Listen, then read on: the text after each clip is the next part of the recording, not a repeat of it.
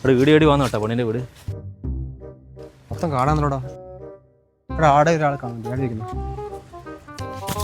ഏട്ടാ ഏട്ടാ ഈ കിണാപ്പൻ ചന്ദ്രൻ്റെ വീട് ഏതാ?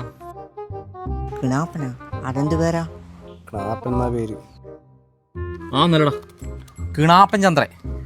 കിണാപ്പേ